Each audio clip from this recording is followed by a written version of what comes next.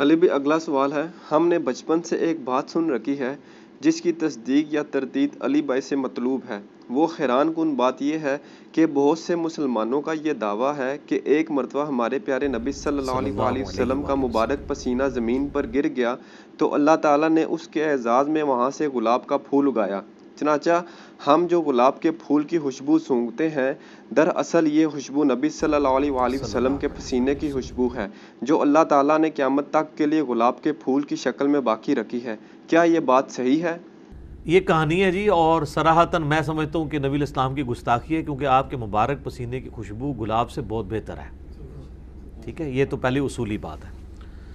یہ قوالیوں میں، نعتوں میں، جھوٹے واقعات کے اندر اس طرح کی نہ باتیں، یہ تو آپ کہہ رہے ہیں پسینے کی۔ بعض لوگوں سے میں نے یہ بھی سنا ہے کہ جی وہ غزوہ احد کے موقع پر جو خون مبارک گرا تھا، ایک قطرہ زمین پہ گر گیا تھا، وہاں سے گلاب نکل آیا۔ سر، گلاب کو اگر آپ سائنٹیفکلی انالائز کریں گے تو نبی الاسلام کی پیدائش سے پہلے دنیا میں گلاب ایگزسٹ کرتا ہے۔ یہ گلاب بعد میں نہیں آیا، جس طرح کیلے کے بارے میں نے بتایا ویسے کرنے کے لیے نہیں آیا، وہ پہلے سے ایگزسٹ کرتا ہے۔ وہ قرآن پاک میں کیلے کا ذکر موجود ہے۔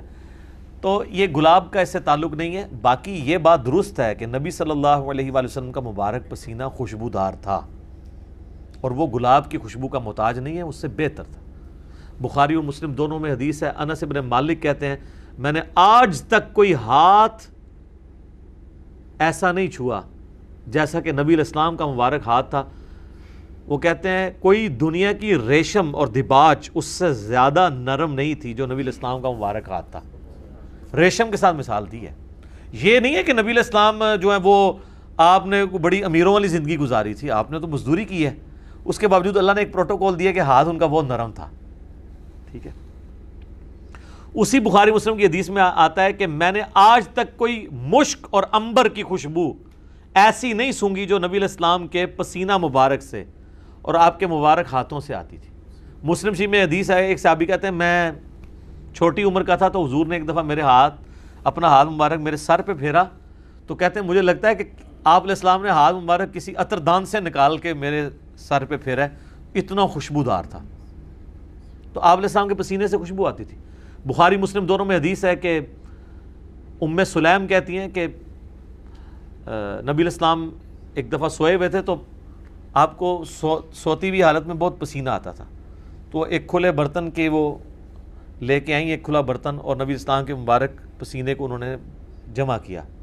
حضور کی آنکھ کھل گئی، آپ فرمایا یہ کیا؟ ان کا جی اس طرح آپ کا پسینہ انتہائی خوشبودار ہے، ہم اس کو خوشبو کے طور پہ اپنی خوشبو میں ملا کے استعمال کرتے ہیں، اپنی خوشبو میں بھی خوشبو کرنے کے لیے۔ ٹھیک ہے، اور مسلم شریف کی ایک حدیث میں ہے کہ ایک عورت آئی کہ میری بچی کی شادی ہے تو میں آپ کا پسینہ لینے کے لیے آئی ہوں، ٹھیک ہے، خوشبو کے طور پہ۔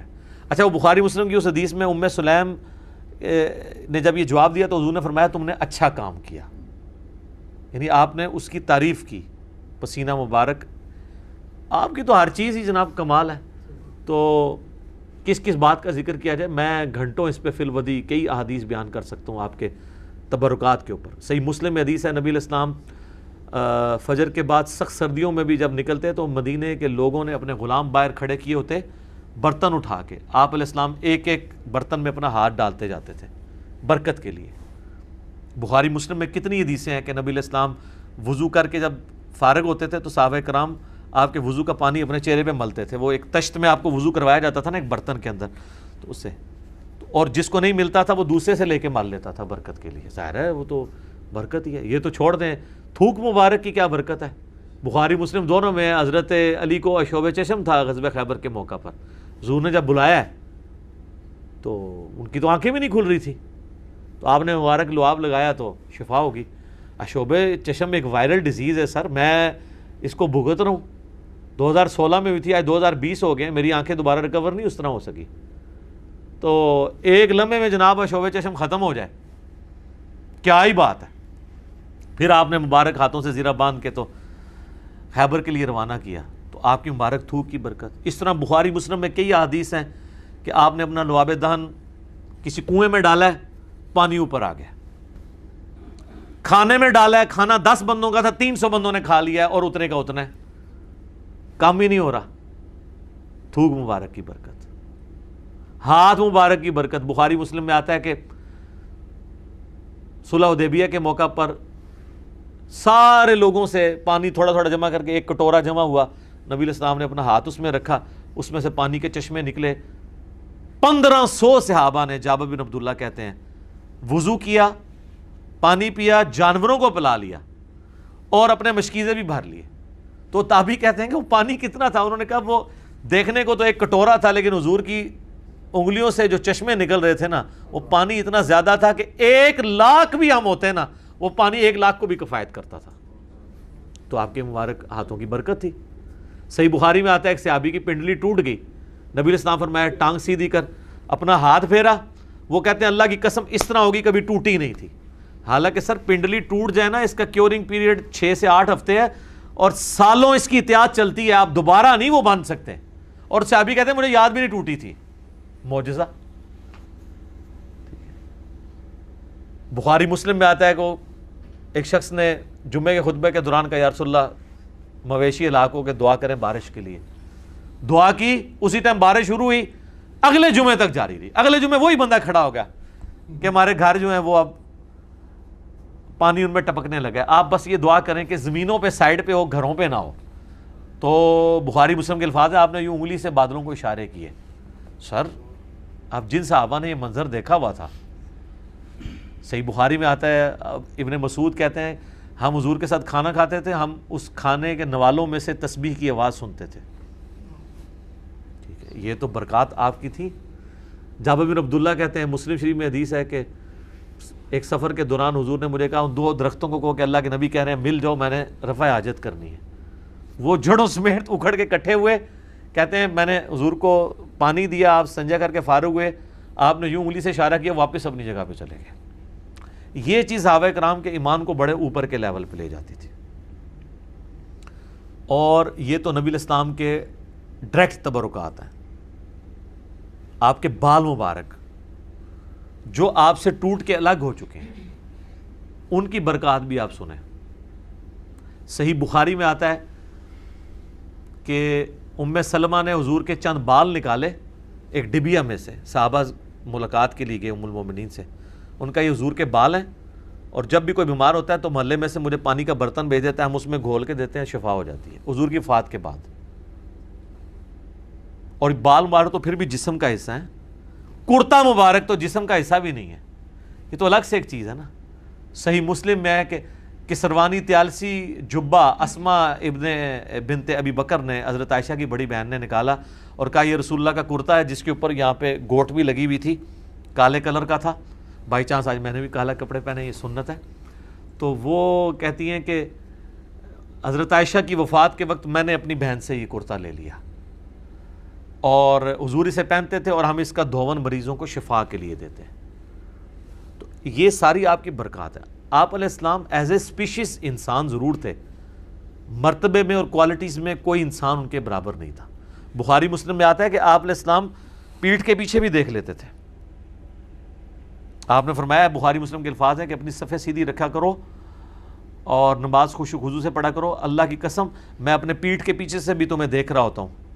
یعنی حضور علیہ السلام کو پیچھے بھی نظر آتا تھا آنکھ کے بغیر. یہ معجزہ ہے، یہ اللہ نے آپ کی اسپیشل پروٹیکشن کی ہوئی تھی، آپ پہ وہ پیچھے سے بھی حملہ نہیں کر سکتا تھا. آپ ہر طرف 360 ڈگری کا آپ کو ویژن ہر وقت نظر آتا تھا. یہ آپ کا معجزہ تھا. بخاری مسلم میں الفاظ ہیں، وہ کسوف کی نماز آپ نے پڑھائی سورج گرہن کی، آج بھی میرا لگا ہوا تھا یا یہ 1-2 دن چلنا ہے. تو کسوف کی نماز پڑھائی تو آپ نے نماز کے دوران کچھ قدم آگے کیے، پھر یوں ہاتھ بڑھایا، پھر واپس کھینچ لیا. صحابہ نے کہا یا رسول آج آپ کو ایک عمل ایسا کرتے دیکھیں جو پہلے نہیں کرتے دیکھا. آپ فرمایا کہ میں نے جب نگاہ اٹھائی تو میں نے جنت دیکھ لی، جنت 7 آسمانوں کے اوپر، اور اس میں میں نے انگوروں کا ایک گوشہ دیکھا. میں نے ارادہ کیا تمہارے لیے توڑ لوں، پھر تم کھاتے ہی رہتے، کیونکہ جنت کو فنا نہیں ہے. وہ اگر گوشہ نیچے آ جاتا نا اسی بھی کھا رہے ہوندے. جی جنت کو موت نہیں ہے. جنت میں آپ جب کھائیں گے، کھا کے فارغ ہوں گے، پھر وہاں ایک گوشہ اور لگ جائے گا. جنت کو چھوڑ دیں. بخاری مسلم میں آتا ہے حضرت ابو ہریرہ کو حضور نے وہ ایک تھیلی میں کھجوریں دی تھیں، پوری زندگی کھاتے رہتے تھے. وہ ایک دفعہ ان سے پھر الٹ گئی تو اس کے بعد وہ ہوا، جب تک وہ کھاتے رہے. ٹھیک ہے نا. تو آپ علیہ السلام اب آپ دیکھیں کہ نگاہ کہاں پہنچی ہے؟ جنت میں. ہاتھ بھی پہنچ رہے ہیں. تو یہ جو لوگ بعض اوقات گستاخی کرتے ہوئے کہتے ہیں نبی کے بھی 2 ہاتھ ہمارے بھی 2 ہاتھ, اس طریقے سے کبھی بھی کسی صحابی نے توحید نہیں بیان کی ہے. یہ نان سینس اپروچ ہے. آپ ایک بات طریقے سے بیان کریں جو حدیث میں آئی ہے کہ میں بھی ایک انسان ہوں, اللہ کا قاصد قریب ہے, میرے پاس آئے موت کا فرشتہ اور میں بھی چلا جاؤں, جو غدیر خم کے شروع میں آتی ہے. اس طریقے سجدہ صاحب کی حدیثیں جو بخاری مسلم میں آتی ہیں, میں بھی ایک انسان ہوں, جس طرح تم بھولتے ہو میں بھی بھول جاتا ہوں. اب یہ الفاظ استعمال کریں. باقی آپ علیہ السلام کی جو کوالٹیز اللہ نے آپ کو دی ہیں وہ اتنی ایکسٹرا آرڈنری ہیں. آپ کی ایک ایک چیز کو اگر کنسیڈر کیا جائے نا تو اس پہ گھنٹوں بولا جا سکتا ہے. جسے شوق ہونا یہ مشکات المصابیح کی 3 جلد میں نبی علیہ السلام کے معجزات کا چیپٹر پڑھ کے دیکھ لیں تو پتہ چل جائے گا کہ آپ صلی اللہ علیہ وآلہ وسلم کو اللہ تعالیٰ نے کیا کیا کوالٹیز دی ہیں جو فزیکلی لوگوں نے آبزرو کی ہیں. آپ صلی اللہ علیہ وآلہ وسلم, صحابہ کہتے ہیں جب آپ چلتے تھے آپ کے ساتھ کوئی پیدل چل نہیں سکتا تھا.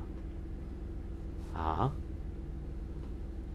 تھک جاتے تھے, آپ تھوڑا تیز چلتے تھے اور جھکے ہوئے جیسے کوئی ڈھلوان سے نیچے اتر رہا ہے تو لوگ نہیں چل سکتے تھے آپ کے ساتھ, تھک جاتے تھے. داڑھی دیکھ لیں وفات تک سفید نہیں ہوئی.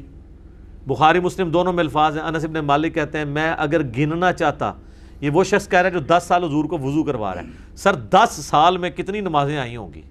کیا خوش نصیبی ہے جی انس ابن مالک کی, اس نے حضور کو کتنی دفعہ وضو کروایا ہے تو کرتے ہوئے دیکھا ہے.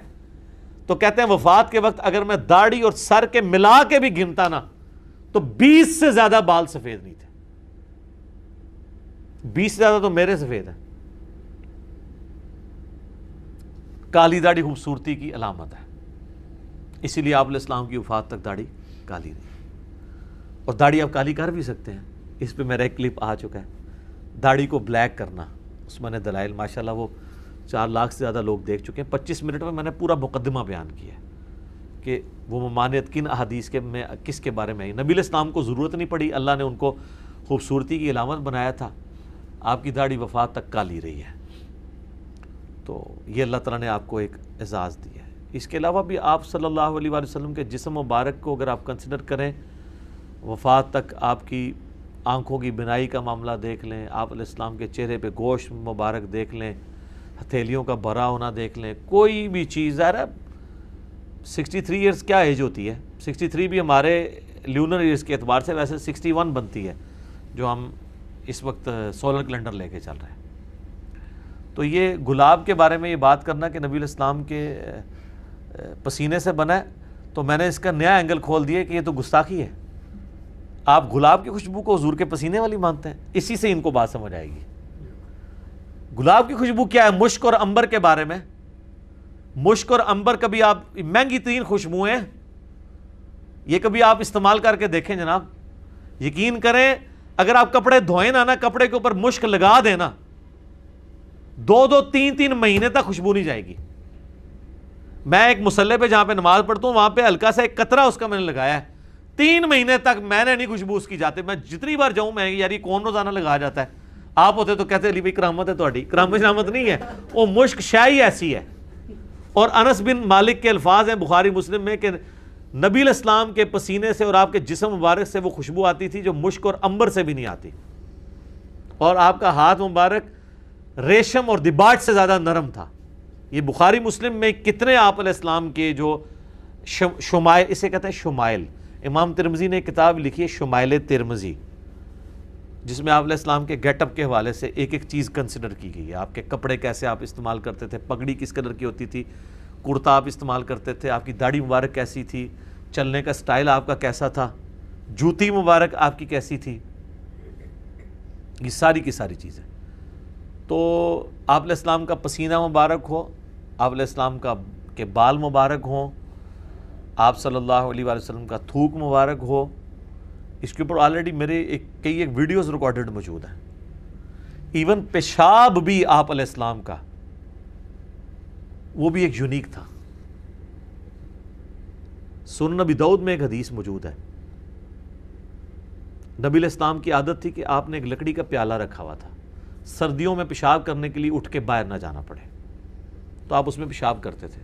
پیالہ یعنی بڑے سائز کا, وہ آپ کے بستر کے نیچے پڑا ہوتا تھا. ایک دفعہ آپ نے اس نے پیشاب کر دیا تو آپ کی لونڈی تھی ایک, ان کو نہیں پتا تھا اس بات کا, تو وہ پیشاب انہوں نے پی لیا. ابو داؤد میں صرف اتنے الفاظ ہیں کہ آپ پیشاب کے لیے پیالہ ہوتا تھا جو آپ کی چرپائی کے نیچے ہوتا تھا. یہ حدیث اسی 100% سند کے ساتھ المعجم الکبیر طبرانی کے اندر آئی ہے, مجموع الزوائد میں امام حیثمی نے لیا ہے اور کئی کتابوں میں, اس کے آگے الفاظ ہیں. لہٰذا اس حدیث کی سند کو البانی, شیخ زبیر لیزئی, شیخ شعیب ارنوت, سب کے سب لوگ ان کے نزدیک یہ جائز ہے. اس میں آتا ہے کہ وہ پی لیا, تو آپ نے کہا کہ یہاں پیالہ تھا, تو اس نے کہا کہ یا رسول اللہ میں نے تو وہ غلطی سے پی لیا ہے, مجھے تو نہیں پتا تھا. اس کا مطلب ہے پیشاب میں بدبو نہیں تھی. پیشاب جناب آپ زمین میں کریں تو کتنی دیر تک اس سے بدبو نہیں جاتی. اللہ کے لیے مسئلہ نہیں ہے, آپ کے ساتھ بھی سب کچھ ہوگا. بخاری مسلم میں آتا ہے کہ جنت میں خوشبودار ڈکار آئے گی کھانا ہضم, تو آپ کیا کہیں گے یار یہ مجھے اتنی بڑی عظمت مل جائے گی. تو یہی عظمت اگر دنیا میں اللہ کسی کو دینا چاہے تو نہیں دے سکتا. نبی الاسلام کو اللہ نے کئی ایک پروٹوکول دیے تھے, اس کو پیتے ہوئے یہ فیل بھی نہیں ہوا کہ میں پیشاب پی گئی ہوں. تو نبی الاسلام نے اس کے جواب میں فرمایا تم نے اپنے اور دوزخ کے درمیان ایک مضبوط آڑ قائم کر لی ہے, کیونکہ میرا پیشاب تمہارے جسم میں چلا گیا. تو یہ ایک پروٹوکول ہے, لیکن یہ ایک فضیلت ایک ہی بندے کے لیے. اس حدیث سے جس طرح ہمارے بریلوی علماء بیٹھ کے لوگوں کو ترغیب دلا رہے ہوتے ہیں پیشاب پینے کی اور پلا اپنا رہے ہوتے ہیں, ہاں ان کا یہ مجھے بتائیں, چلے پیشاب والی تو میں کو ویڈیو نہیں آپ کو دکھا سکتا, لیکن پسینے والی ویڈیو تو آپ نے دھرنوں میں نہیں دیکھی 2014 کے قادری صاحب کے دھرنوں میں, وہ انہوں نے اپنا پسینہ پونچھ کے آپ کو ٹیشو پیپر نہیں دیے, تھوک والے بھی ہے. پھر مدنی چینل کے اوپر آپ نے نہیں دیکھا کہ وہ منہ سے بوٹیاں چبا کے بوٹیاں دے رہے ہیں, منہ سے نکال کے ہڈیاں, اور یہ وہ لوگ لے رہے ہیں جو کہ ماں باپ کا جھوٹا کھاتے ہوئے بھی شرم محسوس کرتے ہیں. ان کا لیول یہ ہے, ٹھیک ہے. محبت کرنی ہے ماں باپ بیوی کے ساتھ کریں. بخاری مسلم میں حدیث ہے, حضرت عائشہ کہتی ہے میں حیض کی حالت میں بھی پانی پیتی تھی نا, تو جس جگہ میں پیالے کو منہ لگاتی تھی نا, تو آدھا پیالہ حضور کو دیتے تھے, حضور اسی جگہ منہ لگا کے پیتے تھے. اور میں اگر بوٹی حیض کی حالت میں بھی, عام حالت تو چھوڑ دیں, بوٹی کھاتی تھی تو آدھی حضور کو دیے, تو جہاں سے میں نے چبائی ہوتی تھی وہیں سے چباتے. محبت کا اظہار, جن کے ساتھ محبت کا اظہار کرنا ہے ان کے ساتھ کتے بنے ہوئے ہوتے ہیں, بیوی بچوں اور ماں باپ کے ساتھ, اور جن کے ساتھ وہی والا سلوک کرنا چاہیے وہ اس لیے کہ وہ ان کو اپنے کتے سمجھ رہے ہوتے ہیں نا. یہ اپنے ناموں کے ساتھ لکھتے ہیں, میں سگے فلاؤں, میں سگے فلاؤں, میں سگے فلاؤں, ان کے یہ جناب یہ کر رہے ہوتے ہیں. میرا خیال شاید ان کی ہڈیاں کھاتے ہیں, اس لیے کہتے ہیں ہم ان کے وہ ہیں, ان کی بچی ہوئی ہڈیاں کھا رہے ہوتے ہیں نا. تو یہ سارے پروٹوکول انہوں نے ان کو دیے ہوئے ہیں. مجھے کوئی ضعیف روایت دکھائے کہ حضرت ابوبکر نے اپنا پسینہ یا پیشاب کبھی کسی کو یا خون دیا ہو کہ یہ لو تبارک رکھ لو. نبی الاسلام کا پروٹوکول تھا پسینہ مبارک کا. پیشاب والی بھی ایک حدیث ملتی ہے, آپ نے کبھی صحابہ کو ترغیب نہیں دلائی. خون کی بھی ملتی ہے سنن کبریٰ البیہقی کے اندر. گوشت کی صحت میں اختلاف ہے, لیکن بڑے بڑے محدثین اسے صحیح بھی سمجھتے ہیں. ہمیں کوئی عار نہیں ہے اس کو بیان کرنے میں کہ عبداللہ ابن زبیر رضی اللہ تعالی عنہما کو نبی علیہ السلام نے ایک دفعہ وہ کپنگ کروائی, پچھنے لگوائے. وہ 56 نمبر پوائنٹ ہے نا, یہ دو شانوں کے درمیان. ایک دفعہ میں نے بھی سنت پوری کی ہے کروا کے. وہ تو خون پیالے میں نکلا, تو عبداللہ ابن زبیر کو آپ نے فرمایا کہ اس کو نہ کسی محفوظ جگہ جا کے دفن کر دو. وہ گئے, بڑا انہوں نے کہا میں کہاں, پھر ان کے دماغ میں کسی بات آئی میں پی کیوں نہ لوں. نبی علیہ السلام کا خون مبارک وہ پی گئے. تو حضور نے بعد میں پوچھا کہ ان کا یا رسول اللہ میں نے تو وہ پی لیا ہے. تو آپ نے فرمایا کہ تجھ پہ پھر اب جہنم کی آگ حرام ہو گئی ہے. ٹھیک ہے, یہ ایک واقعہ ہے. اس کے بعد یہ نہیں ہوا کہ حضور پچھنے لگواتے تھے اور صحابہ وہاں کھڑے ہوتے تھے خون لینے کے لیے, نہیں. یہ کسی ایک کو فضیلت کسی طریقے سے ملنی تھی, مل گئی. ہاں جو واقعات ہیں نا جو تواتر سے ڈزنز آف ٹائم رپورٹ ہوئے ہیں, وہ ہے پسینہ مبارک کی حدیثیں, اور وہ ہیں لعاب دہن مبارک کی حدیثیں, یا ہاتھ مبارک آپ نے کہیں رکھ دیا اس کی حدیث. یہ پیشاب اور خون والی میں اس لیے بیان کر رہا ہوں, یہ میری ایمانداری تھی کہ میں ان روایتوں کو بیان کرتا, کیونکہ بریلوی کہیں گے یہ بیان نہیں کرتے. اور اس میں سے جو بریلویوں نے رزلٹ نکالا ہوا ہے نا, اور وہ انہوں نے تو پتہ نہیں اور بھی کیا کچھ بیچ میں بنایا ہوا ہے, خود سے بھی جعلی روایتیں بیان کر کے یہ دو ہی روایتیں ہیں جو میں نے بیان کر دی ہیں، اور یہ دو ایک واقعات ہیں، اس سے پوری نیریٹو یا ڈاکٹرن نہیں کھڑی ہوتی، اس سے صرف نبی علیہ السلام کی فضیلت ثابت ہوتی ہے، آپ کے خون مبارک کی اور پیشاب مبارک کی، لیکن اس سے یہ نہیں کہ آپ نے کبھی ترغیب دلائی ہو۔ دیکھیں، نہ اس لونڈی کو آپ نے پیشاب پینے کا کہا اور نہ ابن زبیر کو خون پینے کا کہا، لیکن دوسری طرف آپ علیہ السلام اپنا تھوک مبارک خود کھانے میں ڈالتے تھے برکت کے لیے، ہاتھ مبارک خود ڈال دیتے تھے برکت کے لیے، اور بخاری مسلم میں درجنوں حدیثیں ہیں کہ وضو کا پانی ایون بلغم بھی گرتا تھا تو صحابہ وہ لیتے تھے۔ صلح حدیبیہ کے موقع پر جو عروہ ابن مسعود نے وہ دیکھا تھا، کنکھیوں سے یوں دیکھتا تھا، اس نے آ کے کافروں کو کہا، بخاری کے الفاظ ہے، میں بڑے بڑے بادشاہوں کے دربار میں گیا ہوں، ہائے ہائے ہائے، میں کیسر و کسریٰ کے پاس گیا، میں نے کبھی کسی کے ماننے والوں کو اتنی تعظیم کرتے ہوئے نہیں دیکھا اپنے سردار کی جو رسول اللہ کے اصحاب کرتے ہیں۔ خدا کی قسم، یہ بخاری کے الفاظ ہیں، جب وہ بولتے ہیں وہ اتنی خاموشی سے بیٹھے ہوتے ہیں گویا ان کے سروں پہ پرندے بیٹھے ہوئے ہیں، اور جب وہ کوئی حکم دیتے ہیں تو اس کو پورا کرنے کے لیے ایسے جھپٹتے ہیں جیسا کہ لڑ پڑیں گے آپس میں، اور جب وہ وضو کرتے ہیں تو ان کا پانی نیچے نہیں گرنے دیتے، اور اس کو ایسے حاصل کرتے ہیں کہ گویا اس کے لیے آپس میں لڑ پڑیں گے، اور اگر کسی کو نہیں ملتا وہ دوسرے کے ہاتھ سے مل کے اپنے جسم پہ ملتا ہے۔ تو تم ایسے شخص کے ساتھ بہتر ہے معاہدہ ہی کر دو، کیونکہ وہ سہیل ابن عمر نے کہا تھا نا، نعوذ باللہ یہ تمہارے ساتھی تمہیں دھوکہ دے جائیں گے اے محمد، تو وہ پھر انہوں نے پریکٹیکل اسی پہ حضرت ابوبکر صدیق کو غصہ آیا تھا نا، تو انہوں نے کہا تھا کہ لات اور منات کی شرمگاہیں چاٹو جا کے، یعنی جو تم کام کرتے ہو، یہ نہیں ہے کہ انہوں نے گالی دی تھی، جو کرتے تھے وہی ان کو بتایا تھا کہ تم رسول اللہ کے بارے میں ہمیں یہ ٹونٹ کروا رہے ہو، ہم تو حضور کے لیے اپنی جانیں دینے کے لیے تیار ہیں۔ اور دیکھیں اب دی ہیں، کسی جنگ کے موقع پر بھی حضور کو فرنٹ پہ نہیں آنے دیا صحابہ نے، اللہ ماشاءاللہ حنین کے موقع پر آپ کو فرنٹ سے لیڈ کرنا پڑا تھا، وہ ایک اسپیسیفک کیس ہو گیا تھا، تو باقی تو آپ کا خیمہ پیچھے لگا ہوتا تھا، صحابہ ہی آگے لڑتے تھے، آپ کی دعائیں ساتھ ہوتی تھی۔ احد کے موقع پر بھی کافر اس لیے پہنچ گئے کہ بھگدڑ مچ گئی تھی، تب حضور کے خیمے تک وہ پہنچے، اور اس میں بھی کتنے انصاری شہید ہوئے ہیں، حضرت طلحہ کا ہاتھ شل ہو گیا، ٹھیک ہے، پھر حضور تک وہ پہنچے ہیں، پھر بھی صحابہ کرام جو ہے وہ نبی علیہ السلام کی جان بچانے کا ذریعہ اللہ نے ان کو بنایا۔ تو آپ علیہ السلام کا ترغیب دلانا الگ سے ہے، یہ بریلوی جو اس معاملے کے اوپر ایک پوری ڈاکٹرن کھڑی کرتے ہیں نا، وہ غلط کرتے ہیں، وہ پھر ایک ایسا معاملہ ہو جاتا ہے کہ جس سے آپ یعنی ایک پھر ایتھیسٹ اور غیر مسلم ان باتوں کے اوپر اعتراض کرتے ہیں۔ تھوک مبارک تک تو آپ ڈیفینڈ کر لیں گے، لیکن خون اور پیشاب کے بارے میں آپ کہاں تک ڈیفینڈ کریں گے؟ ہم نے وہ ڈیفینڈ کیا کہ وہ ایک واقعہ تھا، ہم نہیں کہتے نبی علیہ السلام کی زندگی پوری کی پوری اس سے بھری ہوئی ہے، لیکن چونکہ ہم ان کو ایک ایکسٹراڈنری پرسنالٹی سمجھتے ہیں، ان کے لیے عقیدہ رکھتے ہیں کہ یہ آپ علیہ السلام کو اللہ نے پروٹوکول اس حوالے سے دیا ہوا تھا، آپ کی بہت غیر معمولی شخصیت تھی۔ بخاری مسلم میں الفاظ ہیں، حضرت عائشہ کہتی ہیں فجر کی اذانیں ہوئی، حضور کی عادت تھی تہجد پڑھ کے تھوڑی دیر سوتے تھے، پھر فجر کے لیے اٹھتے تھے، تو کہتے ہیں میں نے حضور کے خراٹے سنے، یہ خراٹے کو آپ برا سمجھتے ہیں، یہ سنت ہے، لیکن بہت اونچے نہیں، وہ بندے کو علاج کروانا چاہیے نارمل، یعنی ناک کی آواز۔ تو کہتے ہیں حضور نے وضو کیے بغیر مسجد میں چلے گئے، نماز پڑھائی، بعد میں نے حضور سے پوچھا یا رسول اللہ آپ نے وضو ہی نہیں کیا؟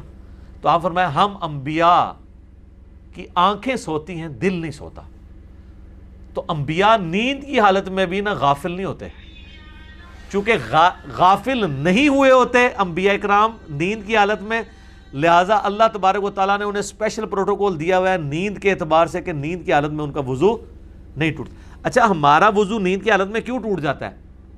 ہمیں اپنی ہوش نہیں رہتی، اس لیے مسلم شریف میں آتا ہے نا صحابہ کرام جھونکے لے رہے ہوتے تھے اور پھر نماز پڑھ لیتے تھے، جھونکے میں آپ غافل نہیں ہوئے ہوتے، لیکن اگر بندہ ایک لیٹ گیا یا سو گیا تو وہ تو غافل ہو جاتا ہے نا۔ یہ پروٹوکول کسی صحابی کو بھی نہیں ہے کہ وہ خراٹے لے رہا اور اس کو وضو نہ کرنا پڑے، جھونکے تو آپ بھی اگر ایک جگہ بیٹھے ہوئے ہیں جھونکے لے رہے ہیں، جس کو ہم پنجابی میں جاگو بیٹی کہتے ہیں، آپ کا وضو نہیں ٹوٹے گا، مسلم شریف میں حدیث موجود ہے، لیکن یہ تو پروٹوکول نبی کا ہے کہ وہ سوتے بھی ہیں تو غافل نہیں ہوتے۔ تو قل انما انا بشر مثلکم سے مراد ہے کہ آپ کی سپیشیز انسانی ہے، مرتبے کی بات نہیں ہے، انسانیت کو ناز ہے ان کے اوپر، ایسا ناز ہے کہ کوئی فرشتہ بھی آپ کے مرتبے کا نہیں ہے، ٹھیک ہے، وہ مرتبے کی بات الگ ہے. سپیشیز میں اس لیے کہ وہ سورہ بنی اسرائیل میں ہے کہ اگر زمین پر فرشتے آباد ہوتے تو ہم فرشتوں میں پیغمبر بھیجتے. یہاں پہ ہمارے یہ لوگ پتہ کیا سمجھ رہے ہوتے ہیں کہ معاذ اللہ اگر نبی علیہ السلام کو ہم نے انسان مان لیا تو گستاخی ہو جائے گی. نبی علیہ السلام کو انسان ماننے میں ہی آپ کا ادب ہے، کیونکہ انسانیت کو لقد خلقنا الانسان فی احسن تقویم ہے. باقی آپ کے لیے جو نور کا ہم لفظ استعمال کرتے ہیں، آپ نور ہدایت ہیں. اسلام کی پہلی تفسیر ابن جریر طبری کی جو ہے اس میں لقد جاءکم من اللہ نور و کتاب مبین، اس میں واضح امام طبری نے لکھا ہے یہاں نور سے مراد نبی الاسلام ہے اور کتاب سے مراد قرآن ہے. جو اکثر وہ دیوبندی اور اہل حدیث کہہ رہے ہوتے ہیں بریلویوں نے تعریف کی ہے، یہ تو امام ابن جریر طبری متوفہ 310 ہجری نے یہ تفسیر میں لکھا ہے. اس کو چھوڑ دیں، اس سے بڑی تو قرآن کی آیت ہے انا ارسلناک شاہدا ومبشرا ونذیرا وداعیا الی اللہ باذنہ وسراجا منیرا. حضور علیہ السلام وہ سورج ہیں جو چمکا دیتا ہے. آپ نور نہیں ہیں، نور بخشنے والے ہیں، لیکن نور ہدایت ہے. وہ بخاری مسلم بھی نور ہدایت ہے، صحابہ بھی نور ہدایت ہے. اور وہ حدیث تو ٹھیک ہے نا، دلائل النبوہ امام بیہقی کی کتاب میں، مسند امام احمد میں ہے، مشکات میں موجود ہے، ترمذی میں بھی ہے. دو یہ حدیثیں ہیں. ایک حدیث میں آتا ہے کہ نبی علیہ السلام سے پوچھا گیا آپ پہ نبوت کب واجب ہوئی؟ آپ فرمایا کہ میں اللہ کے ہاں اس وقت بھی خاتم النبیین لکھا تھا جب آدم مٹی اور پانی کے درمیان تھے، میں اس وقت بھی نبی تھا اللہ کے علم میں. اور دوسری حدیث میں آتا ہے دلائل النبوہ کی، مسند احمد کی اور مشکات میں بھی، حضور کے فضائل کے چیپٹر میں، کہ آپ علیہ السلام نے فرمایا کہ میں دعائے ابراہیم ہوں، میں عیسیٰ کی بشارت ہوں، میں اپنی ماں کا وہ خواب ہوں جو میری پیدائش کے وقت انہوں نے دیکھا کہ ان کے لیے ایک نور ظاہر ہوا جس سے شام کے محلات بھی ان کے سامنے روشن ہو گئے. یعنی آپ کو بشارت دی گئی کہ آپ سے جو بیٹا پیدا ہوگا رومن امپائر بھی اس کے حلقہ اثر میں آ جائے گی. تو آپ علیہ السلام نے اس کے لیے نور کے الفاظ ہیں، میری والدہ کے لیے نور ظاہر ہوا. آپ نے خود اپنے آپ کو نور کہا. تو آپ علیہ السلام نور ہدایت ہیں. باقی اگر کہتا ہے اسپیشیز نور ہے تو یہ توہین کے درجے میں اس حوالے سے چلا جائے گا کہ ہم تو اسپیشیز کے طور پہ مٹی کو نور سے افضل سمجھتے ہیں، کیونکہ انبیاء کرام علیہ السلام میں نبی علیہ السلام کی مبارک ذات، وہ اللہ تعالیٰ نے ان کو جو ہے وہ مٹی سے پیدا کیا ہے. تو یہ نور بشر کا مسئلہ بھی خام کا ایک جھگڑا بنایا ہوا ہے. نور بھی ہیں آپ، بشر بھی ہیں، نور ہدایت ہیں اور بشر ایز اے اسپیشیز ہیں. وہ قرآن کا واضح فیصلہ ہے. اے نبی فرما دو انما انا بشر مثلکم. مثلکم سے مراد مرتبے میں نہیں بلکہ اسپیشیز میں. مرتبہ تو پھر کسی فرشتے کا بھی ویسا نہیں ہے. تو جو لوگ نور نور کی رٹ لگاتے ہیں نا، ان کو کہیں کہ وہ والا نور اگر آپ مانیں گے تو نبی علیہ السلام کا مرتبہ کم کریں گے، کیونکہ لقد خلقنا الانسان فی احسن تقویم. اور پھر خود ہی آپ لوگ ہمیں شعر سنا رہے ہوتے ہیں فرشتے سے بہتر انسان بننا، مگر اس میں لگتی ہے محنت زیادہ. جب حضور کی باری آتی ہے تو آپ فرشتوں کی کیٹیگری میں ان کو ڈال دیتے ہیں. کیونکہ دیکھیں صحیح مسلم میں حدیث ہے اللہ تعالیٰ نے انسانوں کو مٹی سے، جنات کو آگ کی لپٹ سے اور فرشتوں کو نور سے پیدا کیا. اور یہ جو پہلے دو الفاظ ہیں یہ تو قرآن میں سورۃ الحجر میں ہے کہ ہم نے انسان کو مٹی سے پیدا کیا اور آگ سے پیدا کیا جنات کو. بلکہ سورۃ الرحمن میں بھی ہے خلق الانسان من صلصال کالفخار وخلق الجان من مارج من نار. ہاں حدیث میں فرشتوں کے لیے نور کا لفظ ہے. باقی اللہ نور السماوات والارض وہ کچھ اور چیز ہے، وہ فرشتوں والا نور نہیں ہے، وہ اللہ کی شان کے جو لائق ہے، وہ ایک الگ سے ٹاپک ہے. تو بہرحال یہ میں نے تفصیلاً اس لیے جواب دیا کہ یہ کلپ زیادہ لوگوں نے دیکھنا ہے. میں چاہتا ہوں کہ نبی علیہ السلام کی مبارک شخصیت کے حوالے سے یہ عقائد بھی لوگوں تک پہنچے کہ آپ علیہ السلام کی شخصیت عام شخصیت نہیں تھی. اہل حدیث ایک ایکسٹریم پہ چلے جاتے ہیں، دیوبندی بریلوی اور شیعہ دوسری ایکسٹریم پہ چلے جاتے ہیں. صحیح بات لوگوں کو بتائی جائے. ابھی اذانیں شروع ہوا جاتی ہیں، بقیہ کے سوالات انشاءاللہ اذان کے وقفے کے بعد انشاءاللہ.